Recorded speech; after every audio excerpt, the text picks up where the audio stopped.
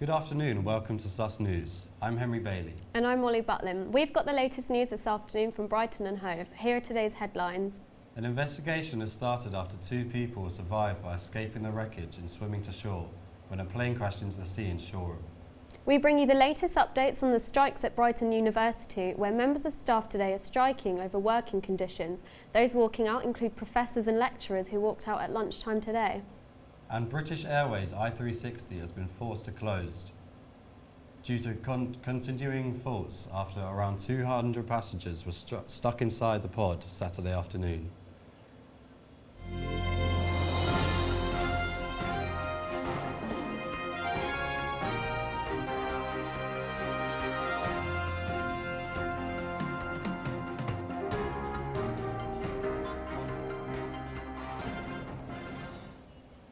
Members of staff at the University of Brighton are striking today over working conditions. Union members, including professors and lecturers, say that walking out over a dispute over job losses. They walk out at lunchtime and plan for strike action for 2 days in the next month, whilst the university say it's unnecessary and will be trying to minimise the effect on students. Vicky Coyley has the report. Lecturers and academic staff from the University of Brighton have walked out today on strike. It comes after the Brighton branch of the University and College Union voted 3-1 in favour of industrial action. Union members are challenging the management's decisions to close the university's Hastings campus, which will be closing in July of 2019. They are also disputing the forced redundancy of staff members, the loss of promotions and a downgrading of teaching staff positions. These have resulted in some members of staff getting pay cuts of up to 70%. I went to visit the university's main campus in the centre of Brighton to see if the strike had made any effect on the daily running of the university. It's not affecting, no, we haven't had anything. Yes, I was aware of it, yeah. Do you think that might make a Nah, not at all, no. No, I have nothing. I don't know anything about it and it didn't affect me. When we contacted the University of Brighton, they had this to say. This industrial action is totally unnecessary and we are disappointed that it is going ahead. The university will remain open and we will do everything necessary to minimise the impact on our students. We will continue to work to secure the university's long-term future through investment in a first-class student experience and continuing improvements to our estate and infrastructure. The strike began at 1 p.m. today and will continue until the end of the day.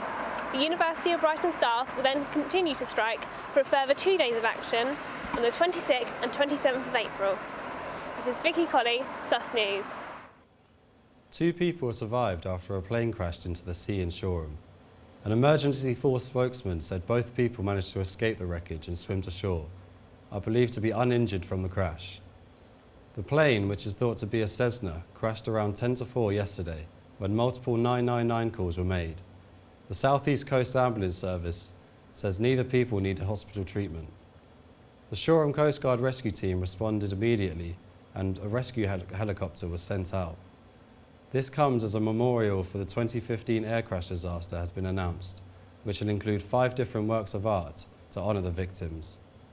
11 men were killed, 16 injured, when a jet crashed into the A27. A £30 million plan has been unveiled to try and take the pressure off troubled A&E in Brighton. The government money will pay for extra emergency care areas to increase the space and capacity for the Brighton and Sussex University Hospital. Inspectors last year said that the hospital trust was unsafe and poorly led and was placed in special measures. Our reporter Daisy Cooper has the story. Royal Sussex County Hospital is set to receive a £30 million revamp. The Brighton Trust was named inadequate by the Care Quality Commission last year and have been under special measures ever since. The new chief executive at the Brighton and Sussex University Hospital's NH Trust, Mary Ann Griffiths, made the announcement yesterday, and she has promised to get Brighton out of special measures within 2 years. She will be continuing her role as the chief executive in the West Sussex branch, whilst they buddy up with the Brighton branch to help them achieve a better rating over the coming years. The revamp will bring down waiting times and improve the care and safety of patients by improving the layout of the department. Up to £30 million is going to be spent on redesigning the A&E unit. This is Daisy Cooper reporting. The emergency services want to remind people to stay safe by the sea after a man has drowned off the coast of Hove. He entered the water opposite the bottom of Oriental Place, which then started an extensive rescue operation. Lifeguards patrol the city's beaches between May and September. During this time, there can be up to 26 guards looking after the beaches. Officials at East Sussex Fire and Rescue Service have warned that the very low temperatures, even strong swimmers, can be at risk of cold water shock, leaving them helpless. The man is the 9th to have died since July 2016, and the authorities advise people to stay out of the waters at this time whilst they are unmanned. Counterfeit tobacco and cigarettes are being sold on Facebook. The fake products are being made out to be well-known brands and are being sold in the southeast of England on Facebook's marketplace. The cheap tobacco has been found to contain double the lead content and a third more cadmium than the genuine products. Claire Harper's been looking into this one for us and is here now. Claire, why is it so dangerous that these counterfeit cigarettes and tobacco are being bought online, and Facebook of all places? Anyone can access these products online and anyone can be selling them. You wouldn't be able to tell that they're fake because they're made to look like genuine brands, and the buyer wouldn't know where the products are coming from, and so you get dangerous cases like these. Do they know this is happening?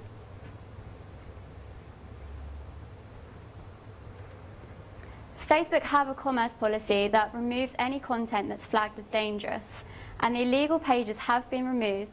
However, there have been reports of more pages like this being made under new users. Fake tobacco and cigarettes are being sold to customers on Facebook. The counterfeit items are sold at low prices through the Facebook Marketplace community, the social media site space for trade. These cheap tobacco products are labelled with well-known brands such as Mayfair and Amber Leaf. Under tests, it has been found that these items contain over double the amount of lead and cadmium than the genuine products. These toxic metals would cause long-term damage to the liver, kidneys and brain. Facebook has said that any products that are in breach of their commerce policy are always taken down from the site. This is Claire Harper reporting for Sus News. The Volks railway is to stay shut over the summer. Work to restore the railway on Madeira Drive is now delayed by several months. This comes after an old underground gas pipe was found during demolition work. Southern Gas Networks disconnected the pipe to ensure the area was safe before the works could resume. The original timescale has now been pushed back to opening in the autumn instead of the summer. In the £1.6 million Heritage Lottery funded project, 3 original train carriages will be restored, as well as a new visitor centre and a conservation workshop. The Volks Electric Railway Association say the delay in the world's oldest electric railway will soon be up and running as soon as practically possible. The Brighton I-360 has been forced to close for the 3rd time due to a fault, which on Saturday left hundreds of passengers stuck inside the pod. This comes as local businesses are facing extra pressure due to overrunning construction works on Madeira Drive. The construction work which surrounds the attraction is set to last a few weeks longer. Our reporter Ben Walker has more. Brighton's I-360 has become a new key feature to the iconic seafront. However, the tower has been forced to close for a 5th time in 8 months due to yet another temporary fault, and the surrounding construction work is set to overrun, forcing additional pressures on local businesses. Around 200 passengers were stuck inside an I-360 pod on Saturday afternoon, and the tower was reopened on Wednesday after an unspecified fault was resolved. Surrounding construction work around the ride to replace bricks to match the I-360 has also been confirmed to now overrun into the Easter holidays, costing these local businesses thousands of pounds in lost customers. The original date of completion was April 3rd, however the date has now been pushed back to April 13th. The council blamed this delay on bad weather conditions and stated that the delay is an inevitable hazard of working on a seafront at this time of year. We asked local opinion on the I-360 and how the ride has affected them. We think it's fantastic. We think that everything they're doing on the seafront here is just brilliant. It's going to open it up for everybody. I was here when they were still erecting it, and I thought then, not a good idea. And now that it's all done, I believe, I'm thinking, what a waste of money. It's clear that the tower has sparked a number of mixed opinions, and it must be questioned that once construction works have been completed, will the end result have still been worth it? Ben Walker, Sus News, Brighton. That's all your news for now. Thanks for joining us here at Sus News. We'll be back at 6 when we bring you more local news and weather. And in the meantime, have a good evening and I hope you can join us again at Sus News.